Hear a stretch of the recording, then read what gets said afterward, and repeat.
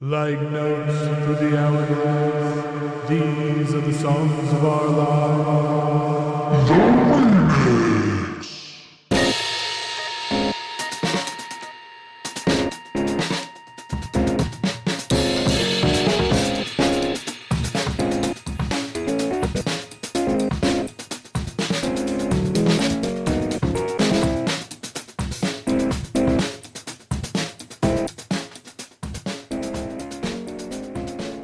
Hello and welcome to the latest episode of Songs of Our Lives. I'm Brad Rose. I'm an artist, a composer, a writer, the founder of Foxy, Digitalis, and someone who thinks about music and sound far more than is healthy.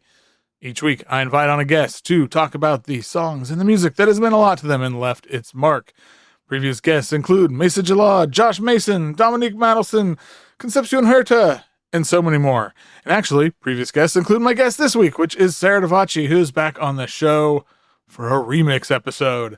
Sarah's got an incredible, huge, massive, monolithic, all those words, triple LP coming out next week called The Will of Tongues. It's on Late Music, which is the label she co-runs. And it's just remarkable. It's a statement, you know? I mean, it's a moment. And it's weird to say, like, I've listened to it a bunch, even though it's 2 hours long. And I've multiple times just sat and listened, and I, you know, as somebody who's obsessed with, like, listening is kind of the foundation of everything I do. There's the way that this record is made, just the way that Sarah writes music, and the scale of it.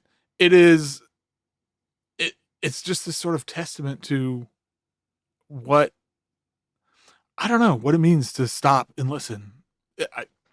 It's amazing. So, huge recommendation on that. Of course, Sarah's got some shows coming up, all that stuff. You can see all that at her website, but I can't recommend it enough. So I'm so excited that she wanted to come back on the show. She was on 2 years ago with her last record. And hopefully whenever her next record comes out, we'll have her back a third time. But this conversation, a lot of fun. I know you'll enjoy it.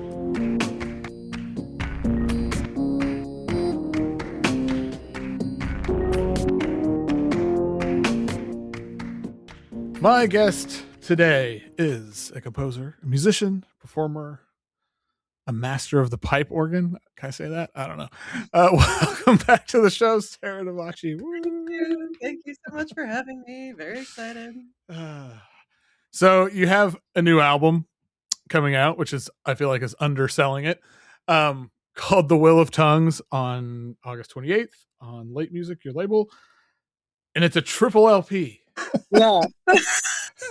You know, I think everybody's allowed to do one triple LP in their career. So I think so. I mean, right now. How long? I mean, because you just had I don't know. When was your last record? Was it a year ago? 2 years? Well, it was 2 years ago. That's the other thing. So it's okay, so it's kind of the same amount that I would have released anyway, maybe. Yeah.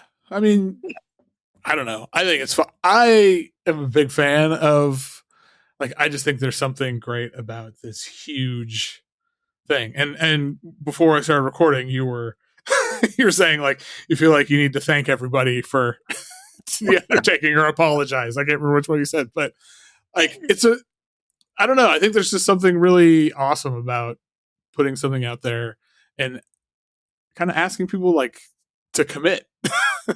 Yeah, I agree. I feel like it was kind of like, you know what? I don't make music that's, like, easily digestible, so you got to just do it. You got to get into it. And I think especially, you know, in our current state of things, like, I mean, for me, it's like, oh, good. I have to, like, intentionally stop for many hours. And I'm bad at that. But, like, unless I have a good like, it was, so anyway, I think it's great. People struggle to listen to things for a long period of time.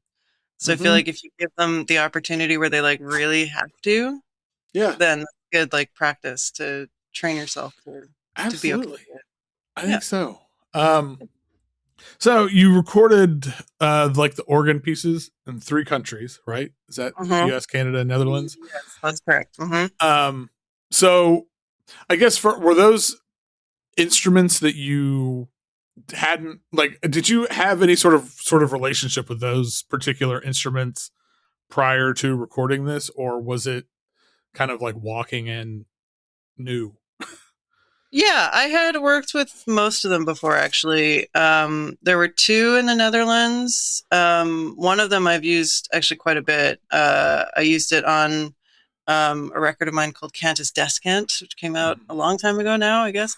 So that organ is all over that record, and it's my favorite organ in the world. There's like no other organ that's like it. That's So cool. I wanted to use that one again. And then the one in Canada is in Calgary. It's at my alma mater, the University of Calgary. And I had worked with it a bit in the past also, and it's a really special organ. So I wanted to use that one. And then the rest of them were ones that I was like, either an organ I was familiar with or like a type of organ that I'd worked with, but not that specific one. So yeah, there was a level of familiarity with all of them, I'd say. Okay. And also, like, so there's a bunch of different sort of ensemble configurations on the record. Lots of people. Lots of people.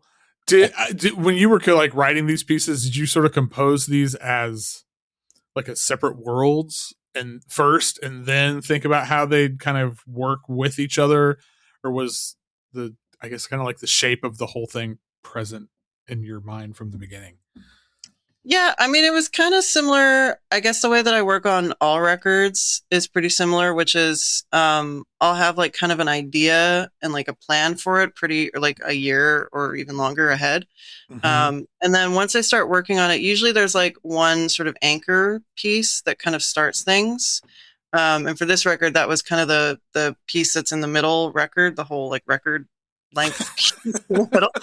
Called the Rose Dialogues, and that one kind of started things, and then everything else, once I have sort of that anchor piece and everything else, I kind of compose with that in mind, like knowing that they're going to sit in relation to each other. Yeah, that makes more sense. Yeah.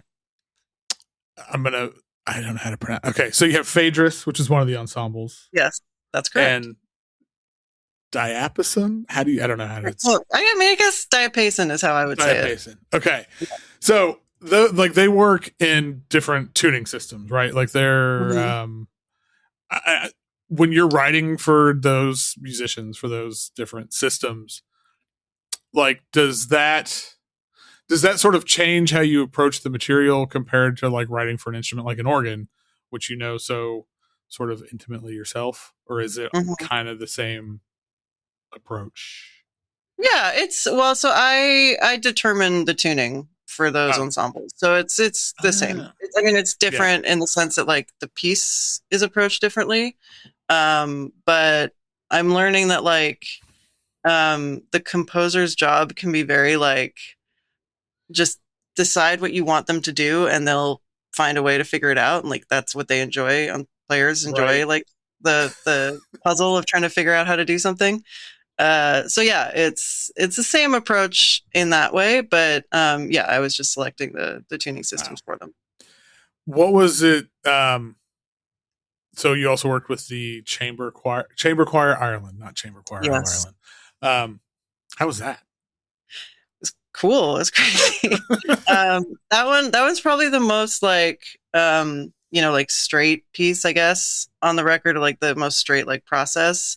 Because that was a commission from the Laos, or I think Irish people, I think, don't say TH. They say like, they'd say Laut, I guess. I don't know, but it's spelled the Laos Contemporary Music Society. And they do this festival every summer. And so last summer they commissioned me, I mean, it was like a year before, but they commissioned me to write a choral piece to be premiered last summer by Chamber Choir Ireland. So it was just very like, I wrote the piece and then like heard it for the first time in the concert, basically. Oh, wow. Yeah, but it was cool. I mean, it was really amazing to like have that many voices behind your sound. And I don't know, writing for voice is just so different than writing for anything else. It's like, it's pretty fun. The novelty of it is heavy. I bet. Yeah. I've never written anything for voice, but I'm kind of obsessed with like voice as an instrument these days, and seeing like in town we have Michaela Tobin, White Boy Scream, lives here now. Cool. And yeah. Just every time I get to see her perform, and because her voice is, she's incredible. It's one of those things where I don't understand how this is physically possible. That's the thing where I'm like, I wish I could do that with I'm so fascinated by how it sounds, but it's like this weird phantom limb thing where you're like, I can't actually do it. I know. It's like, it is. It's surreal. And then lastly, I have to mention the Sungblood players who, man, it's kind of like a who's who of when I think of sort of string players in quote unquote experimental music. It's like, dang, Whitney Johnson, Ivan Kang, and Lucy Railton. Can't get much better than that. My little dream trio. That was nice because we, that was part of a residency I was doing at this place called MPAC, which is in upstate New York. Mm-hmm. And, they have like a healthy budget there. So when we were putting together the part of the residency where we were actually going to record the music, they were kind of like, who do you want to bring? Oh, and man. I was like, really? I could just choose. What a dream. And it worked out, Whitney was in Chicago, so it wasn't that far away, and Avon's in LA, and then we were able to bring Lucy from Europe. So it worked out nicely. That's awesome. Very mature. Yeah. No kidding. I guess the last thing is I wanted to ask about the title, because it's the Wheel of Tongues. I like the phrase, like, that is how the Wheel of Tongues is made. Is that where it comes from? Where did that come from for you? And what does it mean to you now that especially now that it's like sitting on top of 2 hours of music? I feel like maybe I mentioned this in the last episode when we were talking about lyrics, like a song with the best lyrics. Because I feel like I have a weird relationship to words as somebody who I don't write songs with lyrics. Except for some of the text stuff. So when I don't know, I feel like my relationship to titles and things like that comes from a weird place. And either it's very I know it from the very beginning, what I want something to be called, or it's pulling to get to find something that fits. And then it's just alchemically comes together. So this was definitely the latter. But I took the text from a poem by Andre Breton, whose poetry I've lifted previously, at least once or twice. So thanks, Andre Breton.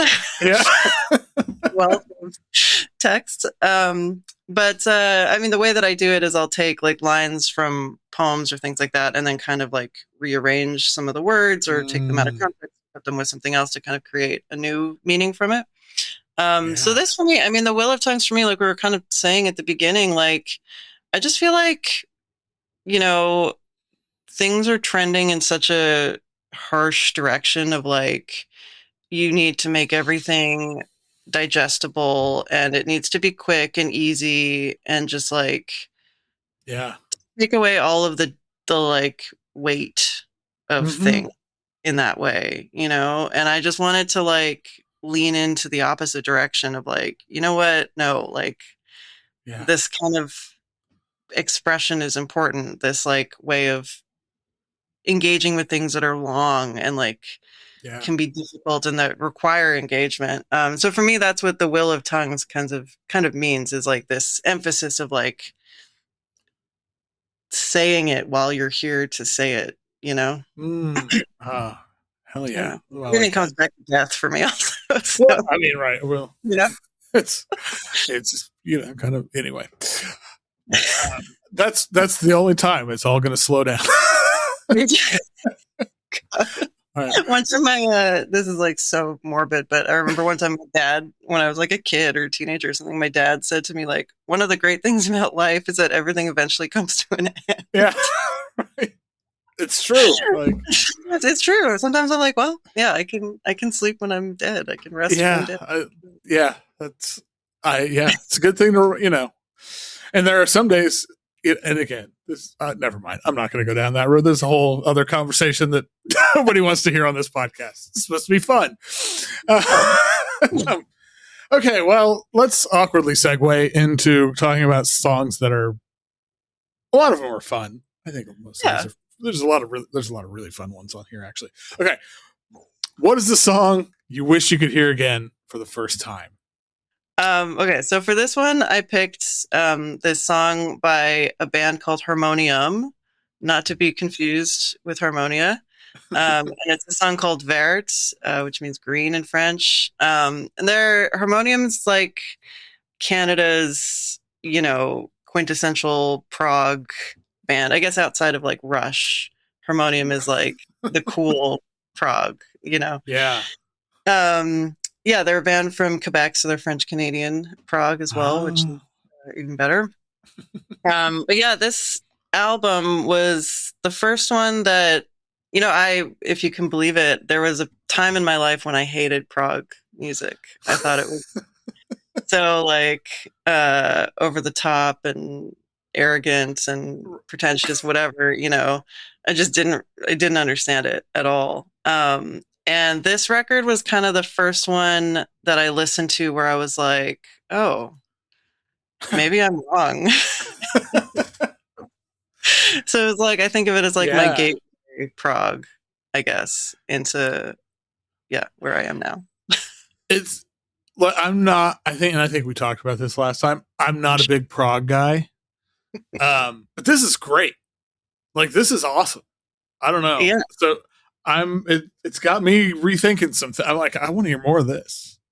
Yeah. Well, the whole record too is, the title translates to something like, as if we need a fifth season, as if to have the need for a fifth season or something like that. Oh. So the whole record's like this wonderful in prog fashion, like a concept album where there's 4 tracks that are each representative of the different seasons. So I think this one's spring, I guess, spring or summer.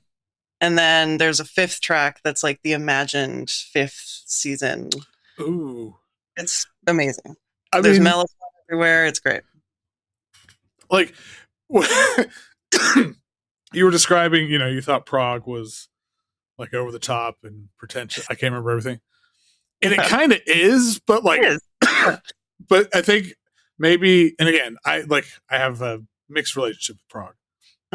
But I think like what I do like about it, because this song is kind of all those things, like, but in a good way. Like, it's, I don't know. I think it's, I don't know. It's fun. And it's like, I think it's gentle because there's still a lot of prog that I am like, oh, I can't go there. That's too crazy. And I think my tolerance has definitely increased over the years. But there's still a lot of it where I'm just like, I do not understand this. So I think if you find the thing is to find the little niche within prog that you can deal with. Yeah, this feels like, because I don't know, there's something a little kind of whimsical about it. And then like your description of the album, it sounds very whimsical. And that's great. And the album art. I'm big on whimsy these days. So, and it's got like, it's like a flute solo in the beginning. Come on. Yeah. Like, I know. It's like a delayed flute. Yeah, it's beautiful. Yeah. What else do you need? Yeah. Okay. What is the song that once you hear it, it will be stuck in your head for days? Yes. I can attest to this. So, so this one was very easy to pick. This was Dexy's Midnight Runners, the song Come On Eileen. I will say, like, actually, if I'm being completely truthful, the correct answer would actually be Deck the Halls, the like Christmas one, And I was thinking about that because I like every time I'm in an airport, which is quite regularly, I get Deck the Halls, especially like the whatever stuck in my head. And I was thinking about it with this song because this has a similar like the Tura Lurae or whatever. Yeah. And that's kind of the part that gets stuck in my head too. And so I wonder if there's something about like, I don't know what you'd even call that kind of vocal. Yeah, it's kind of wordless repetition. It's like sounds, not words. Yeah. Really? Kind of? I don't know. Yeah. That's interesting. Yeah, there's something about the repetition. When I was this has nothing to do with Come On Eileen, but when I was a teenager and was in punk band and at this time had a sort of love-hate relationship with like Operation Ivy like remains one of my favorite bands of all time, and I had a love-hate thing with Rancid and Tim Armstrong. I don't know how familiar you are with Tim Armstrong and his singing style, but I could imitate it perfectly. And we played Deck. I would sing Deck the Halls as Tim Armstrong. So, my God. And I'm pretty sure there's a recording of it somewhere that no one's ever going to hear. Okay. I can imagine it. That sounds incredible. It's really bad. I believe the main lyrics were Deck the Halls with boughs of holly. This one goes out to Operation Ivy. My God. Amazing. Come When Eileen, though, is, like, this. It's been stuck in my head it's like a great song. Yeah. I forgot. Like, it's weird as hell, too. Yeah. Like, how was this a huge hit? I know. And also, I was watching the video when I was, like, trying to decide, like, going through all these, and I was watching the video of this. I was just like, this is crazy that, like, they don't make, like, the way he's dancing is, like, doesn't line up with anything rhythmic. No.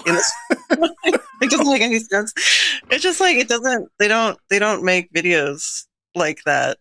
I know. And there was a number of songs on your list where, like, watching the video, it was like, God, this video is bananas. God, this video is also.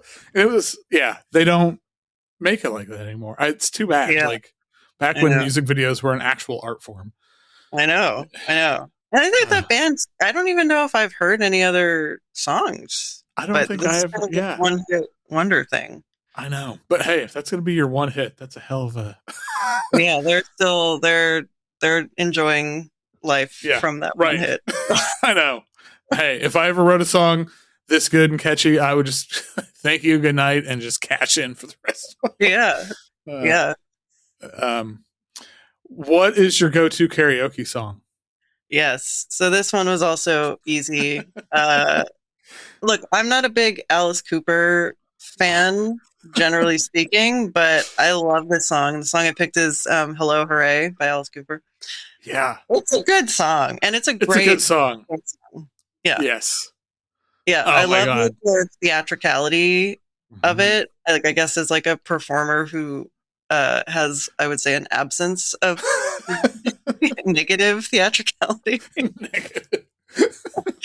A net negative. I'm always fascinated by music that's like very, I don't know, maybe that's partly why I like prog, like where it's like very over the top and performative is fun. So, but I like this song a lot. I do too, especially like, and what a good karaoke song, especially the like, I've been waiting so long to sing my song line. Man, that's like that's what a line for it. Yeah, and I do it so much I can still, like, in the little middle part where it's just like the instrumental before he I feel so strong, I can like picture the karaoke screen like in brackets saying instrumental. That's great. Unrelated to the song itself, the cover of this album, this is so random, but I was like, this kind of has the vibe. It reminds me, like, other than the like Baby and Alice Cooper makeup part, but like, this looks like a recital program album cover. Like, I don't know, had like kind of that vibe. I really liked it. I mean that is like the highest compliment. I'll tell Sean. Maybe he'll like that too. It's pretty great. I mean, if he could work a Baby and like metal makeup on an album cover someday, then that'd be even. Why not? Yeah. Right. Nobody cares. There's no rules. You can do whatever you want.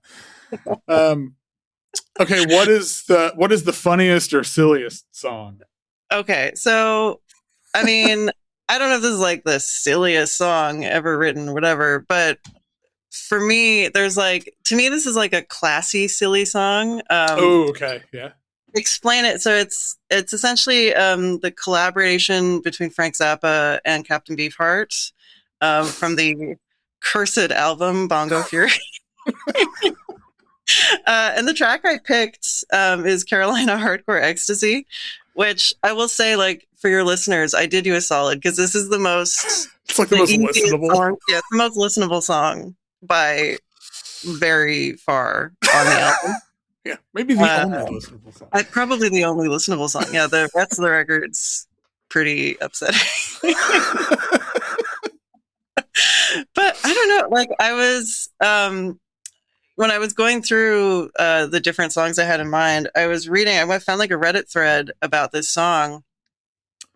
People talking about the lyrics in a way that like I hadn't even thought about. That's like, so the song is like, it's kind of a sad song in a way, because it's like about being on tour and being lonely, and then meeting this person who you connect with in a weird way, and then she has this like weird kink where she wants to be like walked on. And then it's like at the end, like when he's like, is this abject misery? And she's like, no, like I'm into it. You know, like, don't worry. It's all good. Everybody's happy. Right. It's this crazy song with that added onto it too. I don't know. I mean, Frank Zappa is like such a, you either love him or hate him, I guess. Yeah. And I think he's like brilliant. I think the way he writes songs is like, I just can't imagine writing a song like this. Yeah, this is. I mean, I think I could say this about so much Zappa. It's my brain. I can't even comprehend. Like, I don't even know where you'd start. Like, I don't even know how. You know, like. Yeah. Well, like all of it. Like, it's also like you said. Like, it's a good song. Like the melodies and stuff are like pretty catchy. Yeah. Yeah. It's also weird. Yeah, and ridiculous, and it's. Yeah, the rest of the album, I don't know, but yeah, I don't even know if I'd call it an out. I don't know what's going on. I don't either. I don't know that they do either. What's your favorite opening song on a record? So this one I picked a Roy Harper song. I picked Hors d'oeuvres, which is the song that opens. Is it hors d'oeuvres? Yeah, or not hors d'oeuvres. Yeah. That opens Stormcock, which is like. Yeah, such a good record. I mean, there's only 4 songs on the record, so like as the opening song, it's like, you know, like a 9-minute opening. Right.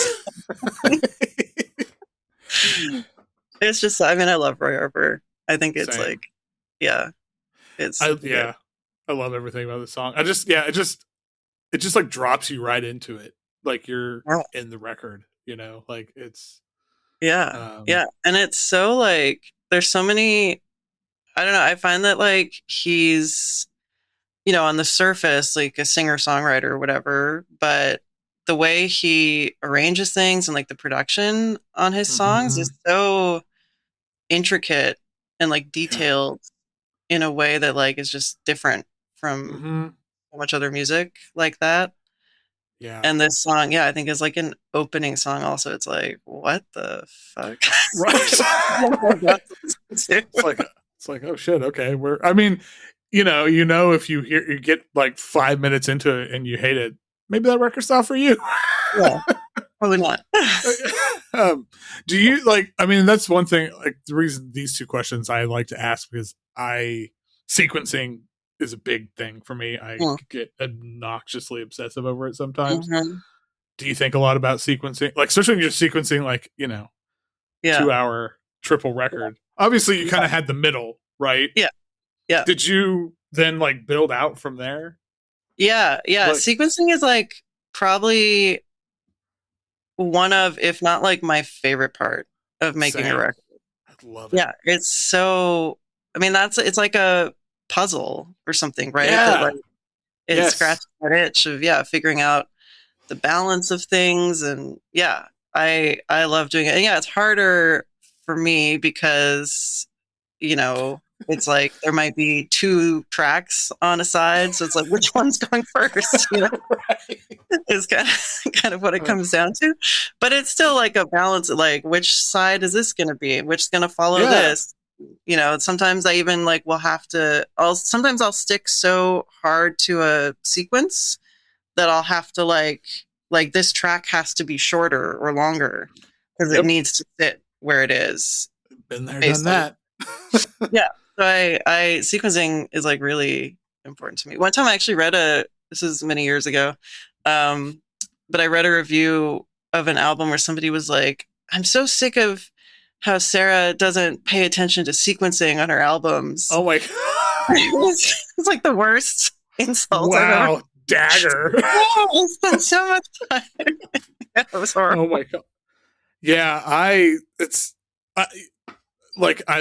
there's a lot of reasons that I love making albums versus just, putting stuff out there. And sequencing is a big one. Yeah. Yeah. And that's another thing where sorry, go ahead. Oh, I was just saying, because you can change like the entire feeling of a record based on like you could have the same collection of songs in different orders, and it would, for me, like it feels so different. Totally. Awesome. Yeah. And I love like connecting tracks to like in your memory where you're like, oh, this track, and then I know what I'm gonna hear after it, or I know what comes before it, and like having that. Like, I was gonna say that like it's another one of those things where it's like a bit of a dying art nowadays too, where like an album doesn't like mean as much with streaming, where it's just like, oh, you're just gonna listen to the track completely out of context. It's sad. Put on a playlist and hit shuffle. Like, yeah. I mean, even though like most of my stuff is all just digital only these days, because but whatever. But like, I still think of everything as an LP. Like, I'm still thinking like, okay, 40-ish minutes. It's unless I need and I don't think I will ever stop doing that, no matter what the actual format is. It's always going to be a record in my mind. And that makes sense. And it's nice to like, it also like, it's nice to contain it in that way too. Like I'm very fond of the idea of limitation in that way.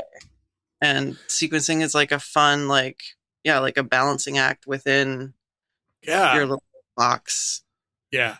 I can get, there was a time in my life before I'd gone to therapy when, like, I had a friend who put out a number of my records, and they would literally have to take them away from me because I couldn't stop myself from tinkering. They're like, okay, I already sent it off, like, to be mastered. You can't do anything else to it.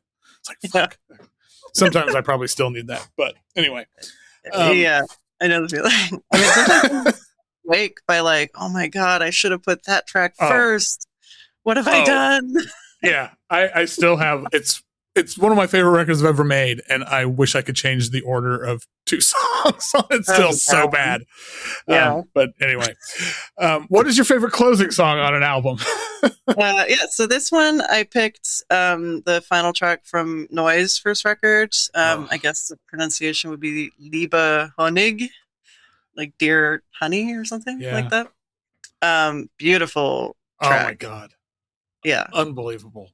So good. I think Klaus Dinger is really like overlooked in that narrative of musicians from Germany from that time. Yeah.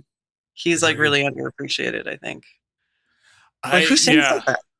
I know. And who, like, this song, it's such an amazing record, obviously, but ending it with this it's perfect. Like, I find myself thinking about it hours later because, and I think about, just the way that it ends is, it just sticks with you. I don't know. It's so oddly beautiful. Like the way he sings on it, in some way it doesn't make any sense, but it's just like my jaw is like on the floor. It's just so beautiful. I know. That's the thing too, is like there's other tracks on the record that are like it, I guess, where it's like slow and sort of atmospheric or whatever, but they're not like pretty. Yeah. Like this, you know? Yeah. And this not is that bad. Yeah, right. And it's not like, I don't know, conventionally pretty. Like, you know what I mean? Like but it's so fucking beautiful. Oh God, it's so good. Weird German dude wailing. It's not conventional. I mean, in some circles, maybe. I am 60% German, so maybe that's. It's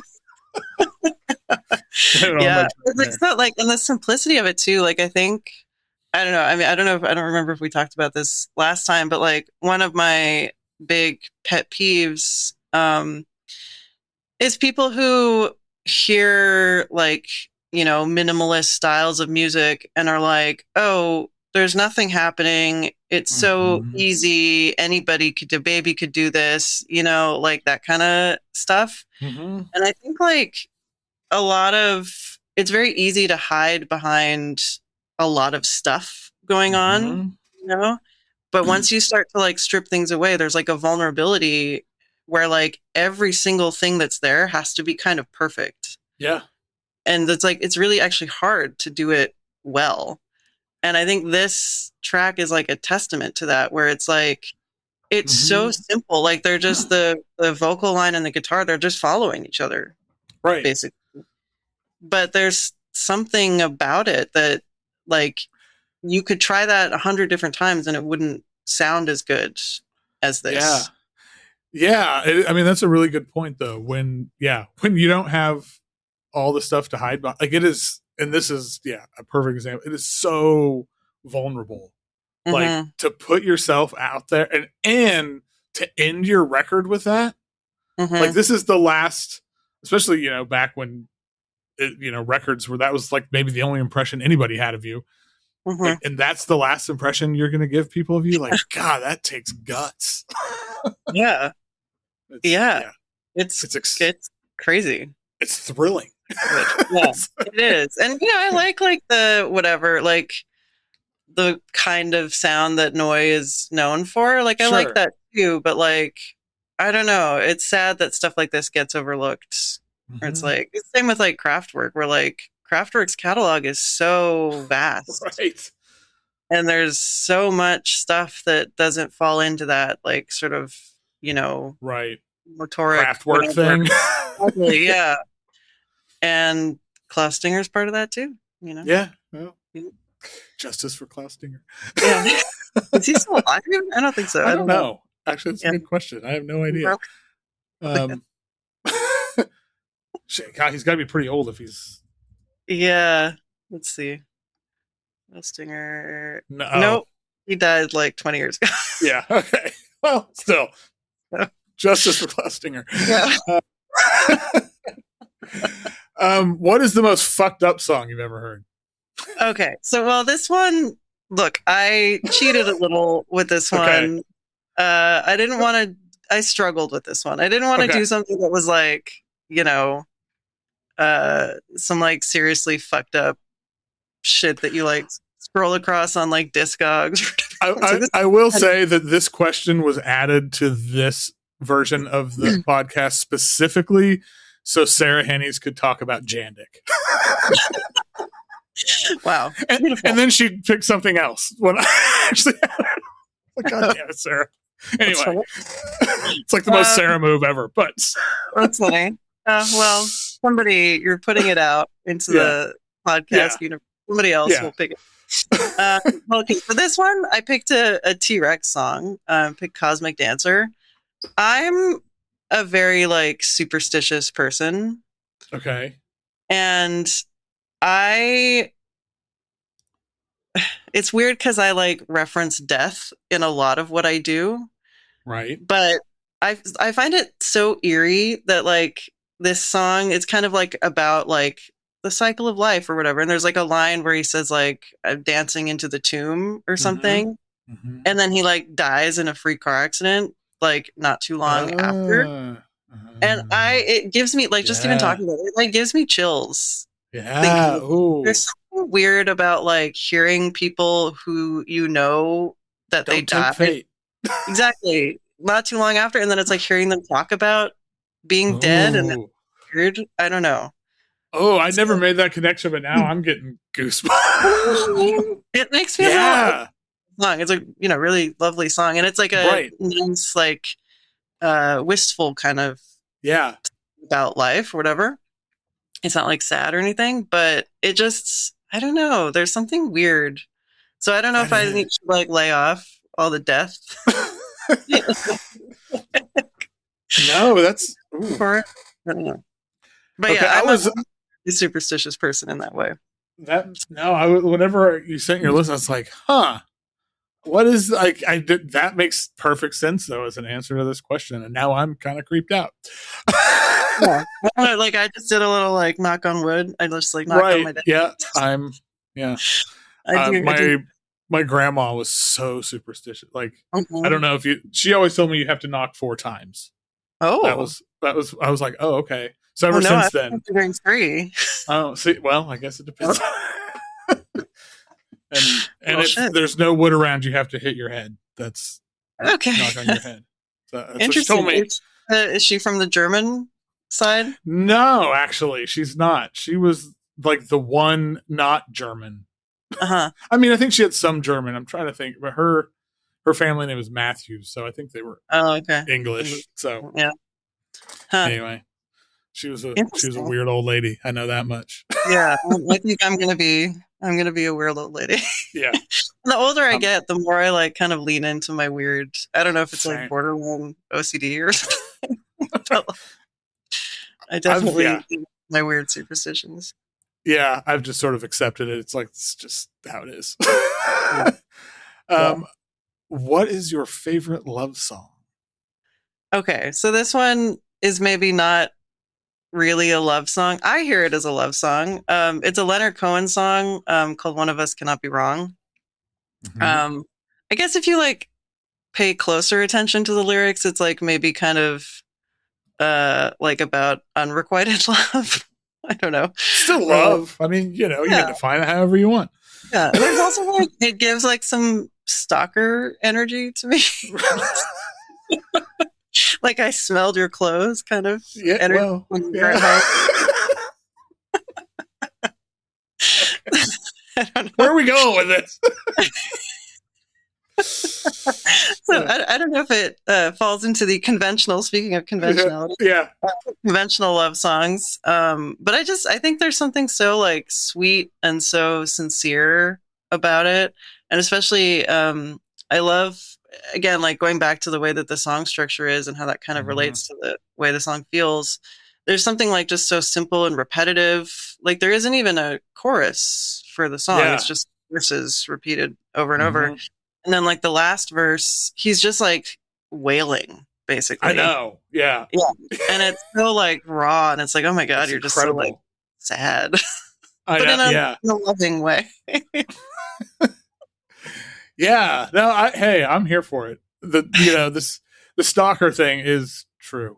There is kind of I followed all these people who knew you and I asked them about you. Yeah. It's a little creepy. Yeah. I mean, in 2026, people just do it on the internet. You don't know. So it's like the social media stalking of the 1960s. Yeah. Yeah. Exactly. I don't know if that makes it any better. Probably not. But it's different. Trying to give Leonard the benefit of the doubt here. Benefit of the doubt. Yeah. And it's like a nice, like, I like that all the little vignettes of each verse are like, I don't know, also like, maybe this says more about my mental state that I see this as like a love song. Because it's like it ends with like somebody dying out of like heartbreak or, it's just something like desperate about it that feels real. Yeah, I mean, I'm kind of a sucker for like the fatalistic sort of, like Yeah. All right, what is a song that you really love, but people don't really get it? Okay, so for this one, I picked a Kevin Ayers song. I picked Song for Insane Times, but I think I just picked that one because I really like that one. But I think it could be swapped out with any song of his. Okay. I don't know. I think he's another one of those figures like Frank Zappa, where it's like you either like him or you don't. And for some reason in my little circle, I encounter a lot of people who like really don't like him, and I don't get it at all. Yeah, I think it's great. Well, yeah, okay. I don't know if you're about to. No. I think like, and no. No, I did almost end the podcast recently because somebody was trying to talk shit on Mariah Carey. But anyway, no, I think this is like. There's just something, and it's in like the production with his voice, and like it's so smooth, like but in such a pleasing way. Yeah. He's so. I get it. It's like a little maybe on the silly side or something. It's like he doesn't take himself too seriously. there's something like, I don't know, sardonic, maybe in like the same way that people don't like Bob Dylan or something, where it's like they don't feel the vulnerability there, maybe. Right. Yeah. I don't know, but like, yeah, like you're saying, like the arrangements and the production and everything, like it's just so good. And like, I don't know. I don't understand how you could not like him. I'm not sure how. Yeah. And speaking this album cover is freaking great. The like frog sitting there playing a little tuba or something. Man, I love it. I think there's also like a thing for me too about it where it's like, it's one of those annoying dichotomies where people are like, oh, you have to choose between like Robert Wyatt, Kevin Ayers. It's like, no, you don't. Like, why? Why do you have to? And I feel like people tend to go towards Robert Wyatt. So, right. Yeah. Shit like that always drives me up a wall. Like, oh, you can't love both of these. Like, no, I can actually. I'm perfectly capable. Thank you. It's not complicated. Yeah. And again, it's like, who cares? Why can't anyway? What is a song that makes you want to get up and move your body? Okay, yes. So for this one, I picked a song by this band called Pointed Sticks. I don't know if I've never heard of them. Yeah, I realized I put a lot of we call it CanCon, Canadian content, into this. CanCon. Hey. Yeah, so they're a band from Vancouver, so I don't think they made it very far south of the border. But yeah, I picked the song "What Do You Want Me to Do." So I think I said on the last episode that like when I was in high school, I was like a very like gothy kind of kid. That was my subcultural world. But I had a lot of friends in high school who were like really into punk. But I like went to a lot of punk shows and like was around a lot of punk music, but I never I always felt like a bit of an imposter or something. I felt like I wasn't like, I was there, but I shouldn't be or something. I don't know. I was like into it, but it wasn't my thing. Right. And so I think I have like a weird relationship to punk still where I'm like, I like it. And like, I just don't really understand what I'm supposed to. I don't know. It's complicated. Yeah. Sure. But I remember listening to this band and I actually saw them live. They're from like the late 70s or something. But they reunited, I don't know, maybe like 20 years ago or something, which is crazy that say like I did something 20 years ago and I was still an adult. Right. I understand. So they reunited and they played a show in Calgary when I was living there, and it was just like really fun. It was like everybody was dancing and it was just like such a fun memory. And I remember like kind of having a different feeling where it was like kind of the first like sort of punk show, I guess, that I'd been to probably in a long time at that point. Yeah. And I just remember like having a very different feeling about it and like having more of like a physical reaction to it than I remembered having in high school. Yeah. I guess. So yeah, but they got their name from that Monty Python sketch, the Defense Against Fruit or something. Oh. Oh man, yeah, I know what you're talking about. That's good. Yeah, and hey, I'm half Canadian, so I'm all for the CanCon. Like, my mom is still a Canadian citizen, and my daughter keeps telling like she's like, because we looked it up. I'm pretty sure if I applied for citizenship, I qualify for it. Yeah. And my daughter is like, you should really do that, and maybe we could move there. It's like, okay, maybe. I mean, we'll do that. Yeah. This song is I'd never heard of this band, never heard the song. This song's like this is like just a really good jam. Like it made me want to just like get up and just felt good. Yeah, good. It's like it's like kind of early like pop punk, new wave kind of adjacent. Yeah. So maybe not all. I don't know. I'm just like starting to rediscover punk from like this physical lens. That's cool. Like, in my own music, it's not like a physical, I'm standing and like sitting there completely still for 5 minutes at a time. Like, trying not to move, Right. I think maybe that's why I didn't connect with it early on. Cause it like I didn't have that sense of needing something physical from music, maybe. So. Yeah, no, that makes sense. Yeah, I feel like my wife's been learning to play the drums for the last year and has been getting like re-listening to a lot of punk stuff from her youth and trying to play along to it. And because we've had these conversations ongoing now, and my daughter is now involved in it because my daughter is a cellist and super into music, about like the physicality of sound and like feeling it in your body. And my wife was always like, I don't understand what you all are talking about. And then started playing the drums and was like, oh, okay. Yeah. I was like, oh, this is cool. So, yeah. It's like, yeah, we're nerds. We feel it in. That's what it is. No, it's just, I mean, I think about that too with like, because I'm a keyboard player and like, I think in terms of my hands a lot. Right. But like, I write a lot of music for like woodwinds and brass or like voice where it's like, it's not about your hands as much as your breath. And that's like a totally different way of thinking about music, like connecting it to breath. It's interesting. Yeah. Man, music's the best. It is. I love music. I don't like it. I love it. Yeah. It's the hot take on this episode. I love music. Okay, what is the song that at first you couldn't stand it, but now you absolutely love it? Yeah. So this one I picked David Bowie, Ashes to Ashes. Tell you, I used to fucking hate this song. Wow. I don't know. I just didn't get it for a long time. Was it a Bowie thing in general or like specific to this? Specific to this song. There was never a period where I didn't like him. I think now, if anything, I don't really like a lot of the early, like the 60s kind of stuff. The stuff like the self-titled record. It's too 60s-ish to me. And I guess maybe there was a time where this felt a little too like modern or something to me, like there's too angular or I don't know. I didn't understand it.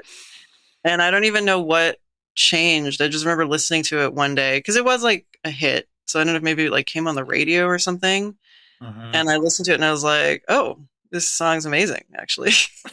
Yeah, this song's like, what's wrong with it? I mean, at least you came around. No. Yeah. I think it's a kind of near perfect song. I fucking love it. Like, really good. I love David Bowie, and this is among my absolute favorite Bowie songs. I think I didn't like he like references Major Tom in it, and I was like, that's cheesy, like you're referencing your other song or whatever. I used to think that, and now I'm like, oh, that's sick. Like he's referencing his own music. Like I know.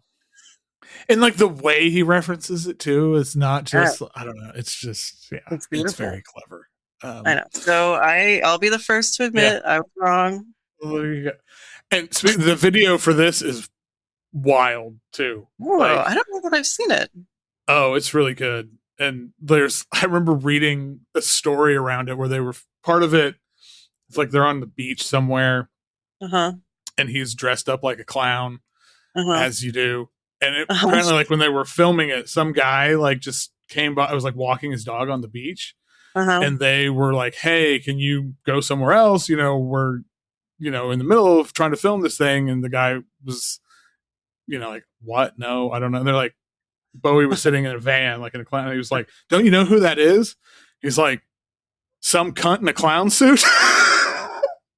And Bowie talks about, I think it was in some book. He's like, I heard that, and he was like, it was actually really good because it was like, yeah, I'm just who the fuck do I think I am? I was like, man, that's the best. Oh my god, yeah, I'll check that out. That doesn't sound familiar beach scene. Videos, it's again, God, I wish bring back cool weird videos. Nobody has the money nobody has the budget to do that. Dress like a clown. Yeah, just like a clown and go out on the beach.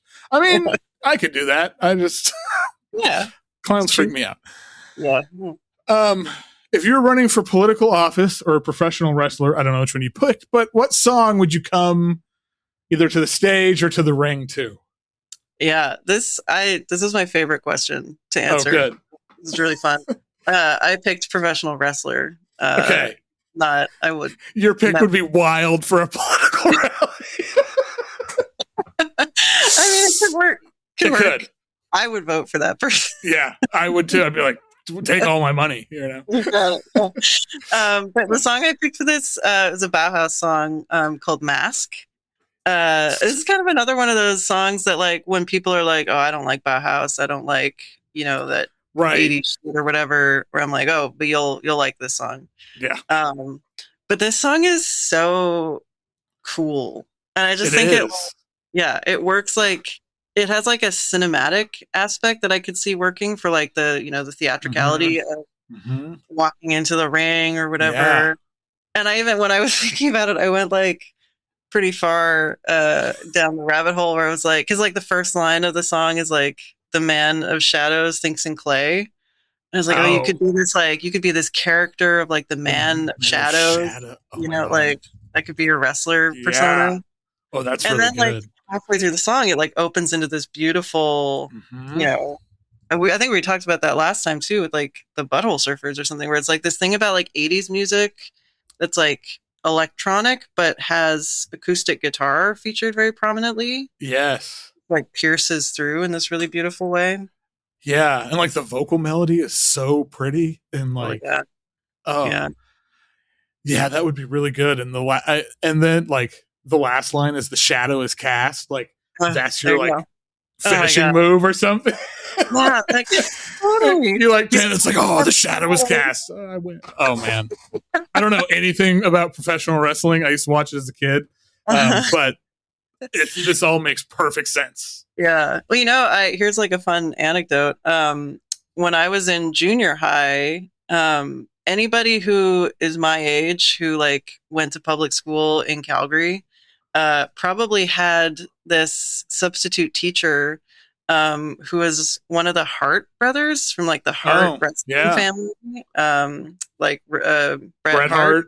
Yeah. So they're from Calgary. And they have this like wrestling dynasty there. Yeah. And one of the brothers was like a retired wrestler who became a substitute teacher. Oh my God. And so he was our substitute teacher, and he would wear like wrestling boots that were like the shoe. It was like in Canada we call them runners, but you'd call them like a tennis shoe or like trainer or something. And then with like the wrestling boot top attached to it. Wow. It was crazy. And then That's incredible. He'd wear like we also call it the Canadian tuxedo, which is like a all denim suit. Yeah. So it'd be like all like bleach denim and then these like insane wrestling boots. And of course his demeanor was very like, stern, scary. Right, I'm sure. Was he like huge? He was a big guy, but not like, not like The Rock or like kind of wrestling, but like not like. Yeah, one of those. Man, that's hilarious. That's substitute teacher. That is a like 90s shitty comedy waiting to happen. I mean, I guess that was the Kindergarten Cop, the Arnold Schwarzenegger. Exactly. It's basically that. You basically lived that movie. That's really funny. I should rewatch that to relive old times. Yeah, good times. Yeah, I think I don't know, professional wrestling. I also used to like kind of sort of watch professional wrestling when I was around that same age, maybe. I think that was like around the time that like The Rock and that style of wrestling was becoming. I don't mean to make it sound like I like care about wrestling. Hey. But there is like a theatricality to it. I'm a sucker for that kind of stuff. Like, because I talk about this with friends who are also musicians around here. We talk about this all the time about how to make our performances less boring. Yeah. Like, because I don't know, I like a spectacle, and like I think with like a lot of your people, like these big like pipe organ, like that's a spectacle in and of itself, right? Yeah. You don't need to be like dancing around and I appreciate you saying that actually, because I'm often like, oh, this must be boring to watch. Yeah, I mean, it would be pretty amazing if someday you like the mask comes on and you make your way to the pipe organ, like in a big like hooded robe. Anyway, yeah. One day. Yeah, like I love like, and so my wife and I, we have a project called Alter Eagle, which we hadn't done anything in 15 years, and we played a show a couple months ago, and it was really important to us. We were like, I don't want to just us standing up there twiddling knobs. Like I listen to a lot of knob twiddling music. I'm a knob twiddler. It is boring as fuck to watch. Like, and so I think, I love theatrical things, and like I think we really pulled off maybe my favorite performance I've ever done, and it was very theatrical. Okay. But yeah, I don't know if I could figure out how to incorporate professional wrestling theatrics into my drone set someday. Yeah. Yeah. Well, there's even just like that, like it's essentially like entrance music, right? Yeah. Like, yeah. There's something about that where like I'm the type of person who just kind of like scurries onto stage and disappears behind the instrument, doesn't look up. Same. But maybe there's something to be said for sort of being more confident with your. Maybe I should ask people to play Bauhaus while I'm walking. Right. God, if that happens, you have to. It would be the most amazing thing ever. It'd be the greatest thing this podcast ever did. Man. I mean, like, this was my jam too. Like, like my friends were listening to punk. I was listening to this in high school. I was more on the punk side, but I loved this shit too. This is all time. Yeah. Okay, well, we've talked about death a whole lot on this show, so why don't we end it with some more death? What song do you want played at your funeral or wake? Yeah. So, well, I preemptively answered a version of this last time, the Graham Parsons song. So I was thinking about it more that, like, your funeral, wake, whatever, can be like, I want mine to be like an event, like a full day event. Like, yeah. So I could see that the Graham Parsons song kind of being at the very end, like the last thing that kind of gets played. But another song that I picked is a song by Ian and Sylvia, more CanCon. Yes, called Four Strong Winds. Really beautiful song. Lots of people, like, I think Neil Young covers it. That version's probably more well known. But this version is like so beautiful, and it's so sad.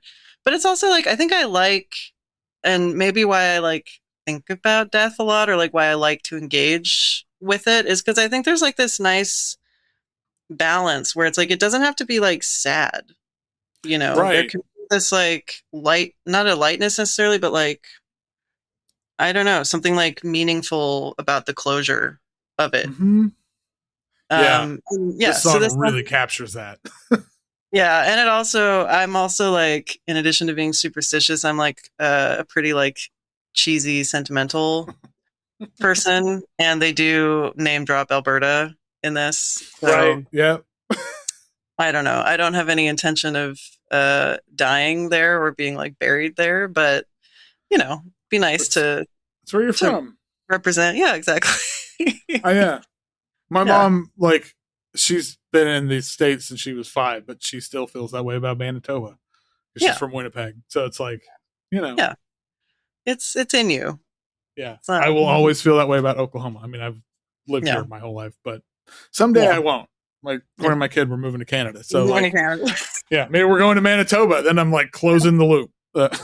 Yeah. Interesting. But this is, I too want my funeral to be a party. I want it to be like, I don't know if you ever saw any of the footage when Shane MacGowan from the Pogues died. Oh, people were like dancing to, like the Fairy Tale of New York was playing, and they were playing it, and everyone's dancing. It's like, that's what I want. Yeah. I do remember when Queen Elizabeth died, I watched, tuned in for part of her funeral. And, at the very end, like she died in her castle in Scotland, where they did it. And she always had this, like, she has her own personal bagpiper, who would like play every morning to wake her up.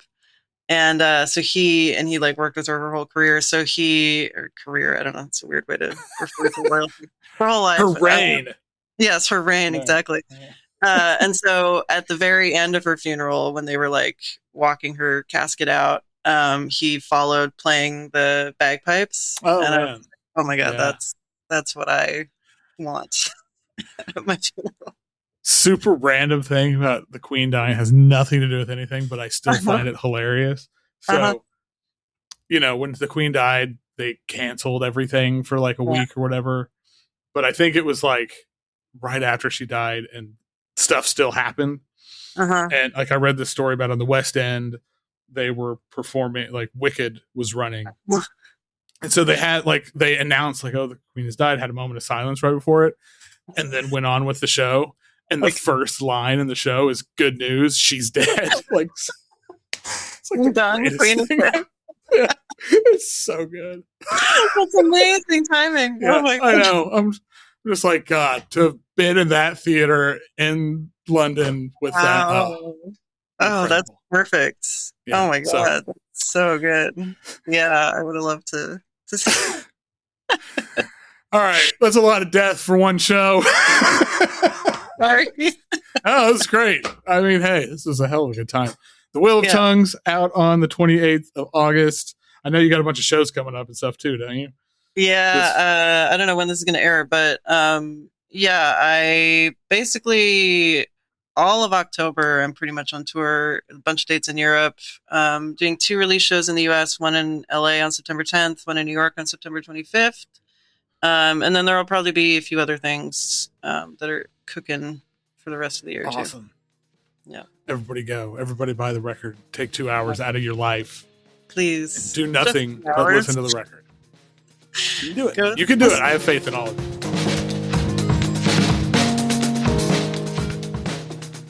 Thank you to Sarah Davachi for coming back on and hanging out and having fun. So the Wheel of Tongues out on August 28th, and she's going to be playing a bunch of shows. Just, Sarah rules. Sarah's the best.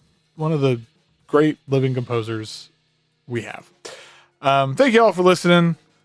As ever, leave a comment, like, subscribe. I don't know. I don't know all the stuff you're supposed to say. But seriously, like any of those things you hit, it helps get this into more people's ears. And I think this show rules and should be in more people's ears. You can always support the show, Foxy Digitalis. Patreon.com/Foxy Digitalis or thejewelgarden.bandcamp.com. All of that keeps all this stuff going, keeps me going. And there's a lot of cool stuff you get for a few bucks. So anyway, thanks all for listening. Till next time, keep on listening to whatever the hell you want.